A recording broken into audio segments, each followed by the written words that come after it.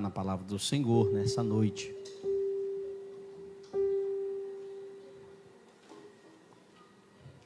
Livro de Atos dos Apóstolos, capítulo de número 16. Esse capítulo de número 16, ele é um capítulo muito conhecido, porque ele tem a famosa história do carcereiro, do terremoto, ali pelo versículo de número 25 ao versículo de número 34. E esse texto, irmão, acredite você, ele é um texto muito rico, viu? Que a conversão do carcereiro é uma vírgula perto do que Deus fez nesse capítulo aqui. E é muito fácil, o pentecostal gosta muito de isolar esse texto e falar da conversão do carcereiro e não olha o que foi que Deus fez nesse capítulo de número 16. Talvez você não saiba, mas aqui está nascendo a primeira igreja da Europa, viu? O apóstolo Paulo estava em viagem para a Ásia. A segunda viagem missionária começa no capítulo de número 13, no capítulo de número 16. E a primeira começa no capítulo 13, a segunda começa no capítulo 16. E ele está indo em rumo à Ásia. E o Espírito Santo muda o percurso para que o apóstolo Paulo vá em direção à Europa. E nós vamos entender muita coisa nesse capítulo. Como essa igreja nasceu, a importância dela e como isso nos alcançou. Qual foi o fator que implicou na nossa vida? Primeiro, nós estamos aqui diante de um livro lucano. Nós estamos diante de um livro escrito pelo Dr. Lucas. E o Lucas só escreveu o único gentil dos 40 autores, o único gentil. O resto, 39 são judeus. Só ele é gentil. Olha o privilégio desse homem. Escreveu o Evangelho, escreveu o livro de Atos dos Apóstolos, porque ele era discípulo de Paulo. Olhe para mim. A regra do Antigo Testamento, para me escrever um livro, eu tinha que ser profeta. No Novo Testamento, para me escrever um livro na Bíblia, eu tenho que ser ou apóstolo, ou seguidor, ou discípulo de profeta. E como Lucas é discípulo de Paulo, ele teve o privilégio de escrever esse livro aqui, para abençoar a nossa vida. É interessante, irmãos, que o livro de Atos dos Apóstolos, Lucas ele vai enfatizar, tanto no Evangelho como no livro de Atos, você vai ver uma visão de Lucas muito voltada para as mulheres. Mateus nunca que ele iria, Efraim, falar sobre uma igreja fundada na beira de um rio, cuja uma mulher chamada Lídia era representante. Por quê? Porque uma sinagoga judaica ela nunca poderia ser composta se um homem não tivesse na frente. E por incrível que pareça, a obra de Deus na vida desse povo aqui, a vida do povo aqui, foi através da vida de uma mulher, de uma empresária. E Paulo, quando chegou nessa cidade, ele foi procurar, diz o texto, nós vamos acompanhar os textos, que ele foi procurar um lugar. E geralmente, como é judeu, quando vem de viagem, ele chega numa determinada cidade, ele vai procurar uma casa de oração, que é uma sinagoga, para ele adorar a Deus. E quando ele chega, era muito comum nesse tempo, segundo o Dr. Champlin, era muito comum nesse tempo as pessoas se organizarem e se reunirem às beiras dos rios, para que eles pudessem falar de Jesus. Se não, presta atenção para mim, para você entender o contexto. Se não tivesse uma sinagoga, uma igreja ali formada, uma igreja que fosse oficial do lugar, eles se reuniam e era muito comum essa reunião às margens do rio. E é interessante que o texto vai nos dizer que o apóstolo Paulo está vindo de uma baixa. Por quê? Porque se você acompanhar comigo, você está com a Bíblia aberta, o capítulo de número 15, os irmãos que estão acompanhando ao vivo na internet também, que Deus abençoe, tá? No capítulo de número 15, no versículo de número 36, a gente vai observar que Paulo teve um problema. Por quê? Porque Barnabé foi aquele que apresentou ele para os apóstolos, e Paulo agora está querendo ir fazer uma viagem missionária, e Barnabé queria que Paulo levasse Marcos. Só que o versículo de número 36, presta atenção, louvado seja o nome do Senhor Jesus, vai dizer assim, capítulo 15, versículo 36. Alguns dias depois disse Paulo a Barnabé: tornamos a visitar os nossos irmãos por todas as cidades que já anunciamos a palavra do Senhor, para ver como eles estão. E Barnabé aconselhava que tomasse consigo a quem? A João, chamado. Só que Paulo não quis. Por quê? Paulo vai dizer, olha para mim, irmão, que teve um momento em alguma obra que Marcos não quis ir, e Paulo falou: não, eu vou com Silas. E aqui encontra-se, então, teve um desentendimento entre Paulo e Marcos. Lá no final da vida de Paulo, na segunda carta a Timóteo, no capítulo de número 4, no versículo de número 11, você vai ver que Paulo e Marcos fazem as pazes, eles se restituem como amigos. Mas aqui Paulo está chateado por alguma questão com ele. E olha como é interessante, na vida da gente, olhe para mim, vai ter momentos que pessoas que conversam contigo, são amigos, do teu dia a dia, do teu trabalho, de uma pizza, de um chocolate, de um refrigerante, mas eles vão prestar para serem amigos ali. Tem gente que é do teu convívio, irmão, que ele não vai prestar para fazer a obra contigo, viu? Isso eu já conheço muitos casos, e talvez você com certeza também conheça, de alguém que começou a obra com um amigo e geralmente não dá certo. Então o sentimento de Paulo aqui é triste. Ele pega Silas, vai, só que a Bíblia vai dizer no verso de número 16, capítulo 16, acompanha comigo o versículo de número 1, que o Senhor Jesus vai apresentar Timóteo a Paulo. Paulo acabou de perder Marcos, mas aqui nesse momento, olha como o Espírito Santo é maravilhoso. Tem momentos na nossa vida que ele afasta pessoas do nosso convívio, mas tem momentos da nossa vida que ele nos apresenta pessoas para também abençoar a nossa vida. Isso está acontecendo aqui a Clara, e Lucas está narrando isso de uma maneira excepcional. Presta atenção, há uma separação e há um encontro com Timóteo. E Paulo então está começando aqui, diga comigo, a sua segunda viagem missionária. Olha para onde é que Paulo quer ir, versículo de número 6, leia por favor. E passando pela Frígia, pela província da Galácia, foram impedidos pelo Espírito Santo que anunciasse a palavra olha o versículo 7 por favor. E quando chegaram a Mísia, intentavam ir para a Bitínia, mas o Espírito de Jesus não lhe permite. É muito interessante que hoje Paulo está indo para a Ásia. Para onde? Para onde? Só que o Espírito Santo, verso 6, e o Espírito de Jesus, verso 7, estão mudando a rota dessa viagem e destinando Paulo para ir para a Europa. Presta atenção, nesse contexto, a Europa e a Ásia são dois continentes bem próximos, porque aqui fica perto da Turquia, então eles estão bem agrupados. E é interessante que hoje, a Ásia para onde Paulo iria, talvez, se Paulo fosse nesse dia para lá, hoje a Ásia não era afundada no ocultismo e no paganismo. E a Europa para onde Paulo foi, é muita coincidência ser ela hoje o berço de todos os reformadores. Como assim, pastor? Calvino veio da onde? Spurgeon veio da onde? Lutero veio da onde? Agostinho veio da onde? Zwinglio veio da onde? Todos esses grandes homens que revolucionaram a história do cristianismo e sistematizaram muitas nossas doutrinas, vieram do continente europeu. Por quê? Porque o continente europeu recebeu uma revelação de Deus muito forte através da vida do apóstolo Paulo. Deus, não sei por qual maneira, e você talvez não saiba, mas esse evangelho chegou até nós por causa dessa viagem missionária aqui, porque a colônia aqui do Brasil foi evangelizada por irmãos que vieram também da Europa, sim ou não? Então olhe para cá.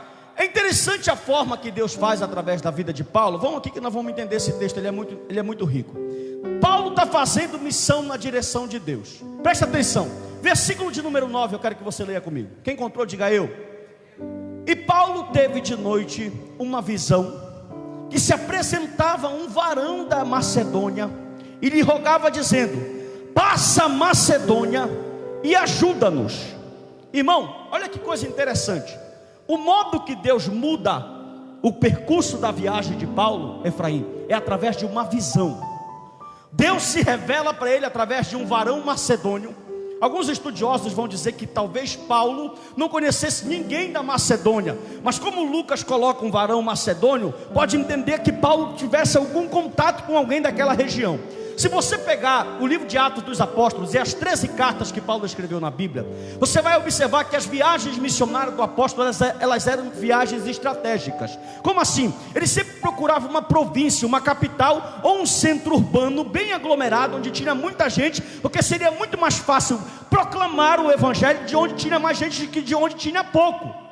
E aqui nesse texto o que me chama a atenção é que quando o Senhor faz o chamado para Paulo e um varão se apresenta, pense você, era se fosse assim, ó, o Rubens está preparado, pode ficar sentado, e ele vai pegar as coisas dele e vai lá para Marabá fazer a obra.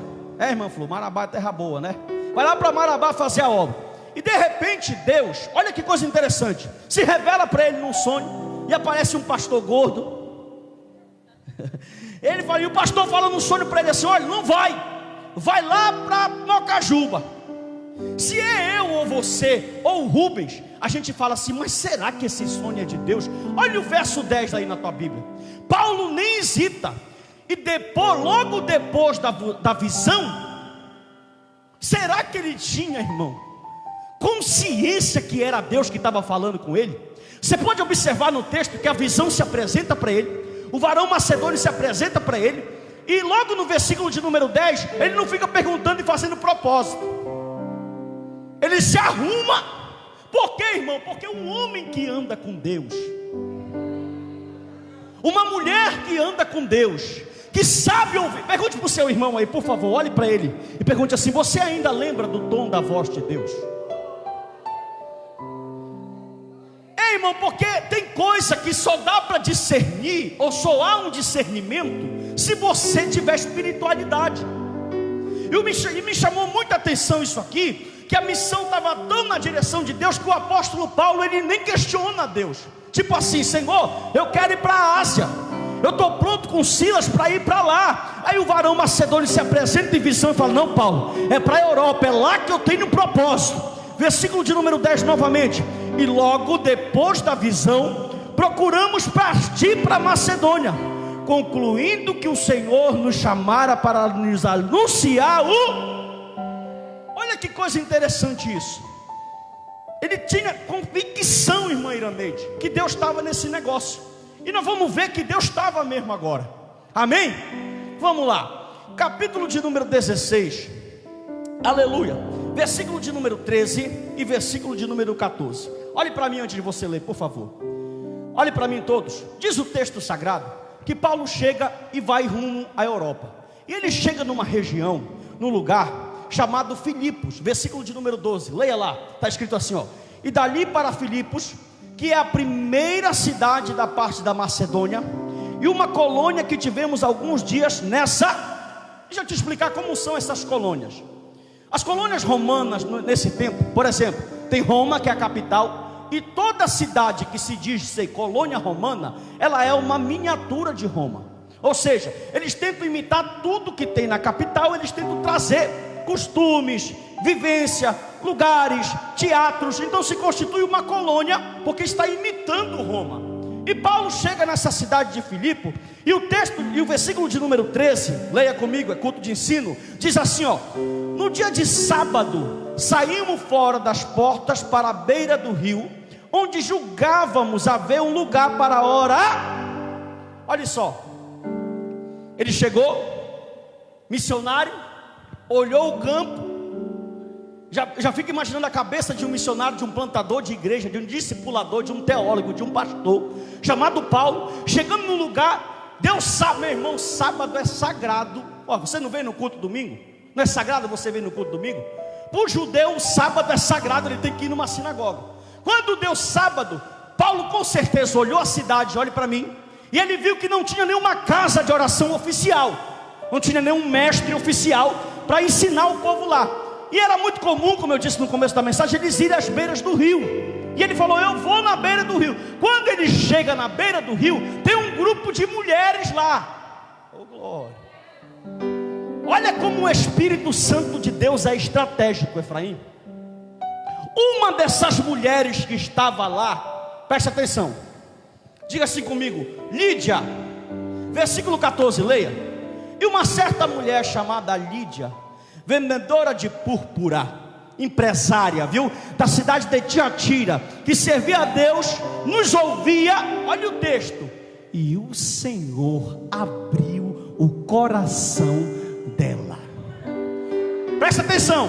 Paulo chega à beira do rio, e o evangelho que ele pregava era simples: Jesus cura, Jesus salva, Jesus vai voltar. No momento que não, vou perguntar para você: você acredita que o evangelho que você segue, ele é poder? Só a metade, irmão. Você acredita que o evangelho que você segue é poder?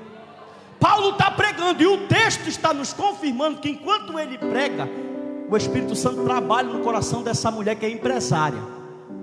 Versículo de número 14, leia comigo. E uma certa mulher chamada Lídia, vendedora de púrpura da cidade de Tiatira, e que servia a Deus, nos ouvia, e o Senhor lhe abriu o coração para que estivesse atenta ao que Paulo dizia. Tipo assim, ó, Paulo, o Espírito Santo, como ele não dá tiro errado, ele vai no coração certo, e ele pega logo a mulher que tem a ponta. Nisso aí já vira uma sinagoga, porque logo em seguida o verso 15 diz que na casa dela tem um batismo. Já tem uma primeira família agora na Europa adorando a Jesus. Não, irmão, isso é para você dar um glória maior, por favor. Aí a gente olha para esse texto aqui e a gente fica pensando assim. A gente sempre é levado, quando a gente ouve essa pregação desse capítulo 16, a lembrar do carcereiro, que ele já vai entrar em cena. Mas aqui existem 3 conversões. Existe a conversão de Lídia, diga Lídia, que era uma prosélita asiática. Existe a conversão de uma jovem grega, que é possessa. E existe a conversão de um carcereiro, que é romano. Então nesse texto aqui tem 3 conversões. Olha que coisa interessante.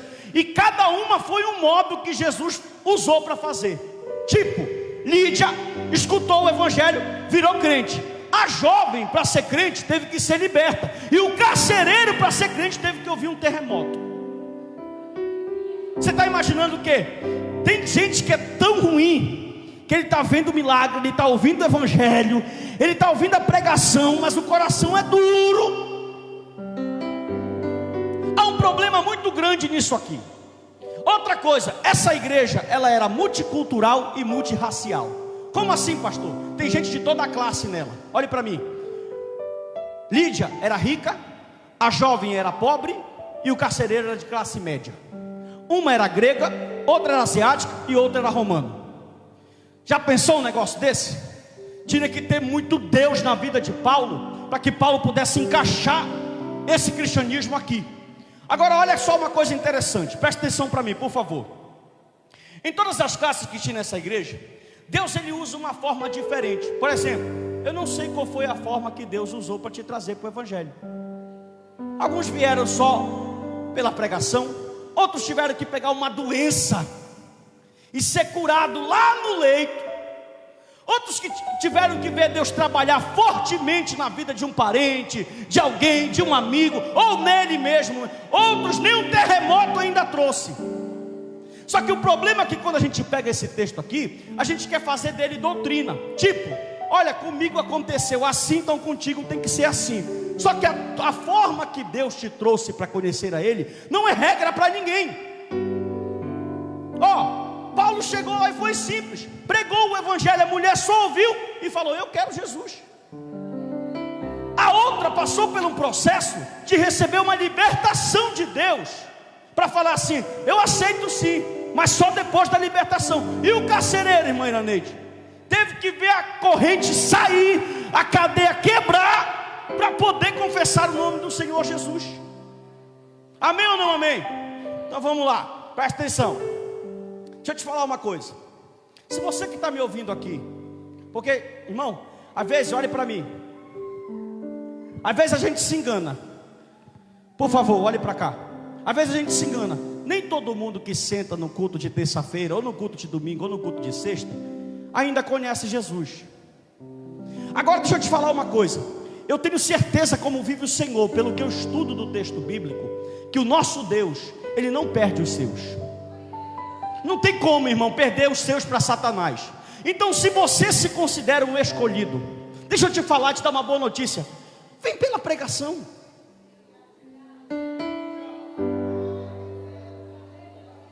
Ou tu vai esperar, irmão, o negócio estreitar, ou tu quer ver um terremoto. Sabe o que eu acho interessante? Olhe para mim aqui, por favor. O camarada entra aqui no culto, ele está precisando do Senhor Jesus. Ele está precisando. Ele está precisando do Senhor Jesus. Aí ele fica aí na cadeira fazendo propósito. Tipo assim, olhe para mim. Se Deus falar comigo agora, se Deus usar o pastor na revelação, se uma irmã levantar sapateando, ei, olhe para mim. Quem precisa de Cristo é tu. Que negócio é esse, irmão? Tipo assim, o carcereiro, presta atenção para cá. O carcereiro está dentro de uma situação. Você vai descobrir algo tremendo nesse texto comigo. Primeiro, quem disse que Paulo e Silas pediram terremoto? Me mostra aí na Bíblia. Abre a Bíblia e me mostra aí que eles oraram pedindo um terremoto. O versículo do terremoto diz que o terremoto aconteceu de repente. Ninguém esperava. Você vai já entender isso. Deus usou aquele terremoto, porque, como eu estou falando, Deus não perde o seu, e Ele tinha um propósito na vida daquele carcereiro, e Ele sabia que aquele homem só ia se converter daquela forma. Mas aqui para você não está na situação de cadeia, você não tem uma corrente no seu pé, só espiritual. Você não tem ninguém com uma arma na tua cabeça. Então segue o conselho de Lídia nessa noite. Como, pastor? A palavra que eu estou pregando aqui, ela tem poder de transformar o coração do mais vil pecador. A palavra que eu estou ministrando aqui, ela tem poder de mudar um cativeiro. Ou você quer instigar a Deus, presta atenção, ou você quer esperar um terremoto? Você quer esperar o dia mau chegar para você vir para Jesus? Você quer esperar Deus descer a lenha? Porque quando é escolhido, desce. Quantas pessoas nós já ouvimos subir numa tribuna, contar um testemunho e falar assim: irmão, sabe por que eu estou nessa cadeira de roda? Aí o Espírito Santo fica... Olha, como a Trindade conversa, eu não estou falando nada antibíblico, estou falando coisa bíblica. Eles conversam entre nós. Quem há de ir por nós? Façamos, está no plural. Eles conversam, eles têm comunicação. Olhe para cá. O Espírito Santo, como a obra agora de converter do Espírito Santo, a ordem veio do Pai, o Filho executou, mas quem faz a obra de convencer o homem é o Espírito Santo. Olhe para cá. Eu fico imaginando o Espírito Santo conversando e falando assim: e eu usei tanta gente,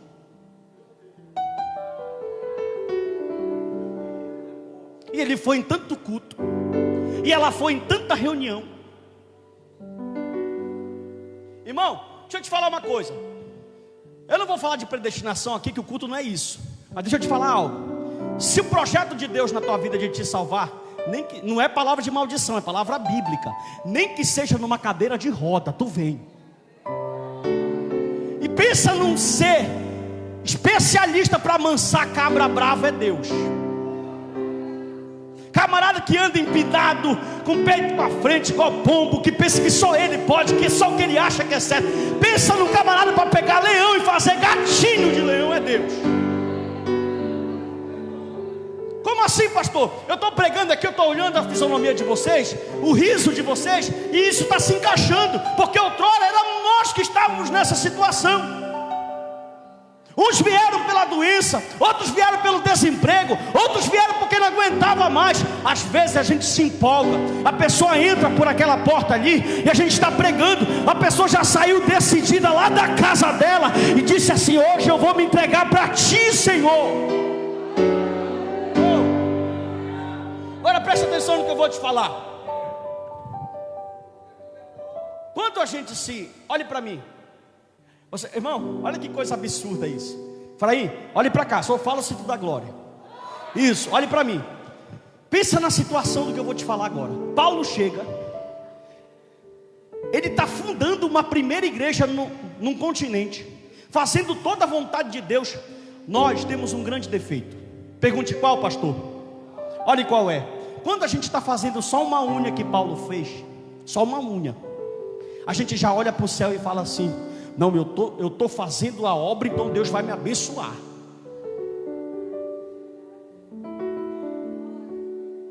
E quando não vem do jeito que a gente quer, Deus não está comigo, e eu procuro a casa da profeta, e eu vou para o monte.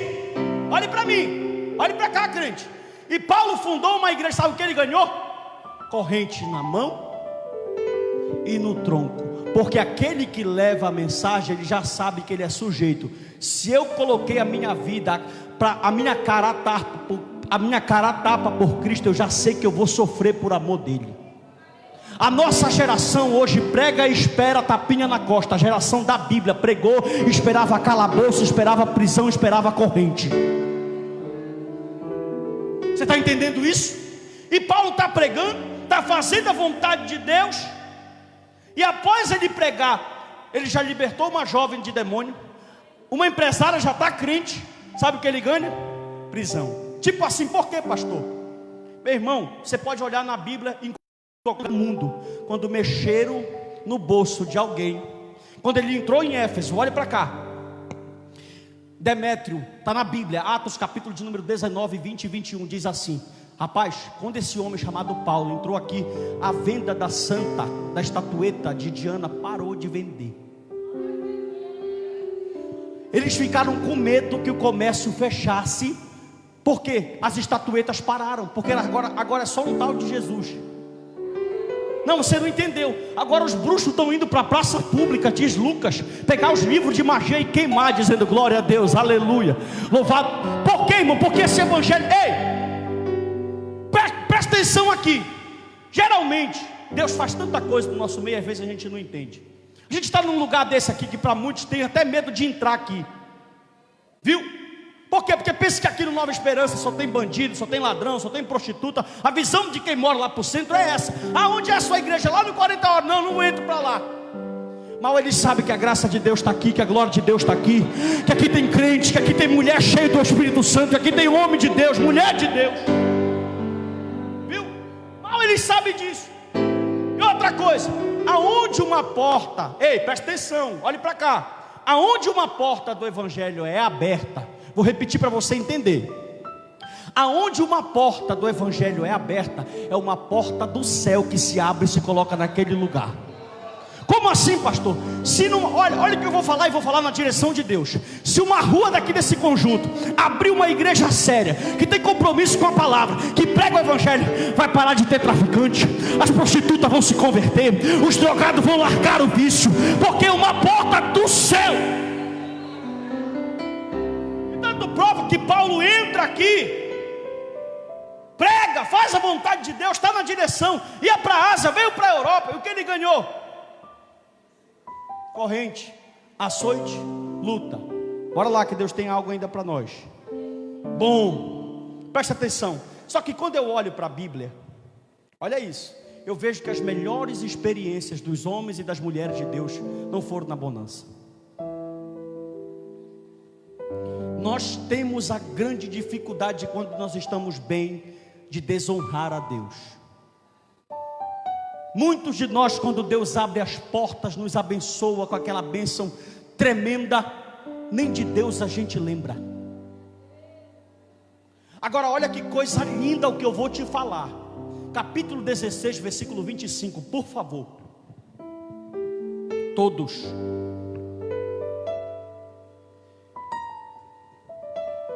Perto da meia-noite, querem que eles faziam?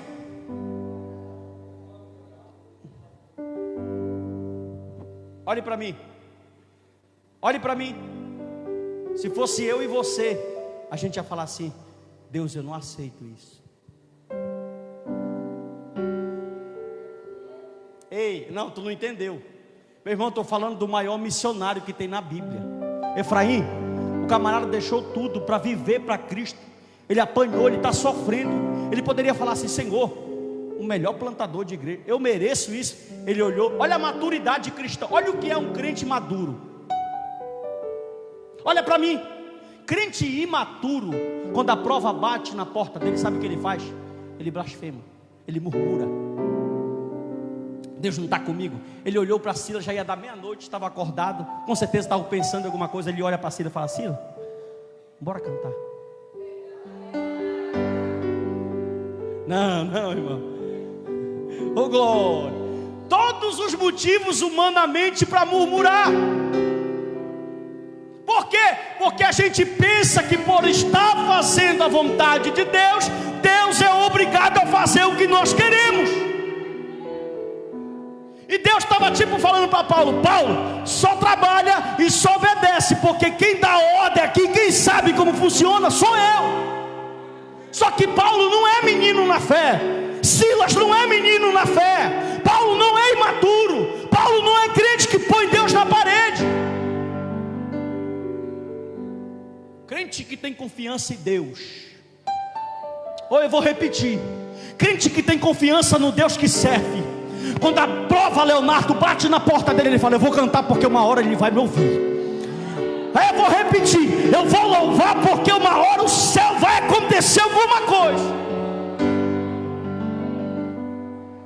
Irmão, presta atenção.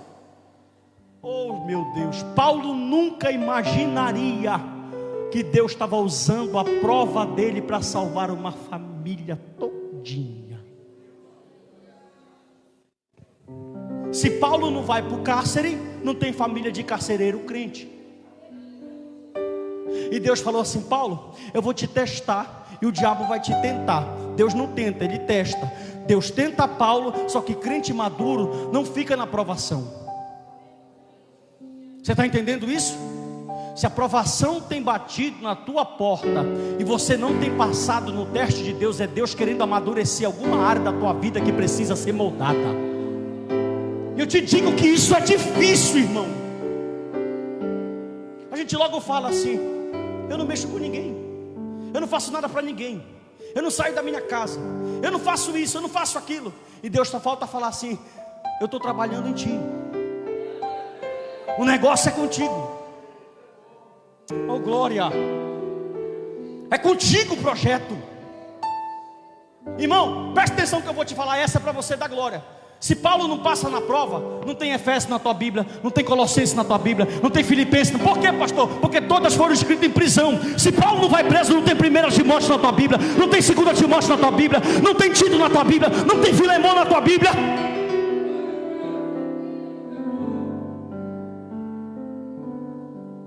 Você não vai encontrar nenhuma vez ele olhando para os céus e falando assim. Em nenhuma das circunstâncias, em nenhuma das prisões, uma numa casa domiciliar, outra numa masmorra, ele olhando para o céu e falando: Deus, eu não mereço isso. Ele ora a Deus no capítulo 4 da segunda carta a Timóteo: olha para mim. E ele fala assim: Senhor, vou fazer um propósito contigo aqui. Dá glória, crente. Olha para cá. Aí ele fala assim: se eu ficar aqui, não, se eu sair, eu ainda fundo mais umas 50 igrejas. Mas se eu morrer para mim é lucro. O viver para mim e o morrer para mim, eu vou me encontrar contigo. Não tem coisa melhor. Se eu morrer, não tem coisa melhor que eu vou me encontrar contigo. Mas se tu quiser me livrar, Senhor, vai ter prova que você vai vencer e vai ter prova que você vai perder. Aqui acabou com a doutrina da prosperidade, porque eles dizem: estou com Deus, ando com Deus, dizimo, vou para o culto, sou fiel, não passo prova. Paulo ia para o culto, era dizimista, era crente, era fiel e está preso. Vê se eles pregam esse texto lá dentro da igreja. Eles não pregam. Não pregam. Vão lá no Antigo Testamento, pegam um texto isolado lá da expiação, lá de Levítico, coloca na cabeça dos crentes e faz eles dar o dinheiro dele no culto. Quando Paulo abre a boca e fala, Filipenses capítulo 4, versículo 19: meu Deus há de suprir todas as minhas necessidades, ele fala em glória. Quando ele fala tudo posso naquele que me fortalece, ele está preso.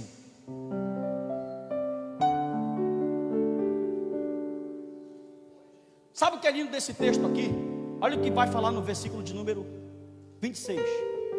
Ele olha para Silas no 25, perto da meia-noite, e fala: Silas, bora cantar. Olha o que o texto diz, olha para mim, irmão. Olhe para mim, todos. O texto diz que quando eles cantavam, os outros presos escutavam. Meu Deus. Aí no 26, tu não vai encontrar nenhum texto ele falando assim: Senhor, manda um terremoto agora aqui, Pai. Olha o que diz no 26. E de repente, ninguém esperava.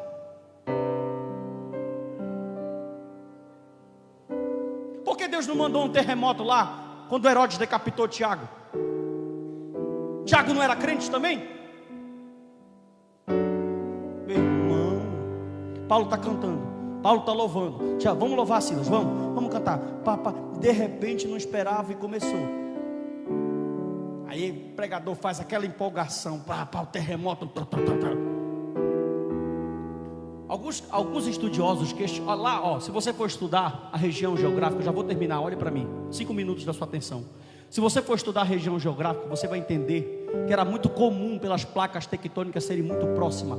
Terremotos aconteciam constantemente, diariamente, até hoje. Isso aqui fica na Turquia hoje. Até hoje uma cadeia turca sofre abalações por causa da geografia do lugar. E alguns diziam que esse terremoto foi natural, alguns, mas não foi. Por que, pastor, não foi? Porque que terremoto é esse que faz a corrente que está na mão do cabra sair? Que terremoto é esse que faz os presos não saírem nenhum da cadeia? Que terremoto é esse que quando o carcereiro olha, está tudo destruído, ele fala assim: e agora? Vou morrer. Porque na lei romana, diz o Codex Justinianus, capítulo de número 9, versículo 4, capítulo de número 4.4 diz que se um carcereiro romano deixar fugir um preso importante, ele paga com a vida. Quando ele olha e vê a cadeia aberta, ele falou assim: me lasquei. E ele fala assim: vou morrer.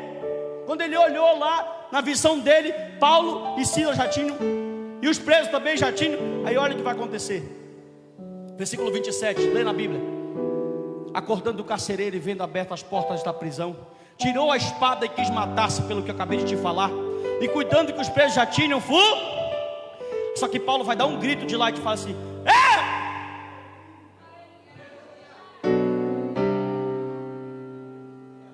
não te faça mal nenhum. Irmão, já tinha virado, eu imagino que já tinha virado um culto. Oh glória. Os presos já, vamos ler o versículo 27, leia comigo. 28. Mas Paulo clamou com grande voz, dizendo: não te faça nenhum, que todos aqui e pedindo luz, saltou todo, olha como ele estava, e todo trêmulo se prostrou ante Paulo e Silas, e tirando-os para fora, disse: Senhor,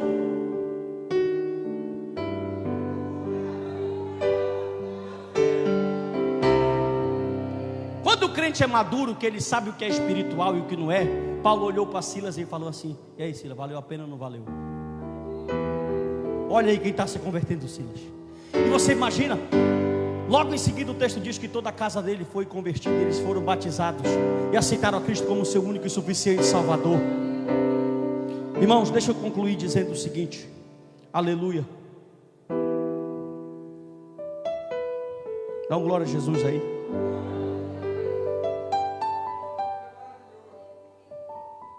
Quando Deus tem um projeto de salvação na vida de alguém, Ele usa os meios que Ele sabe, que Ele pode e que Ele faz.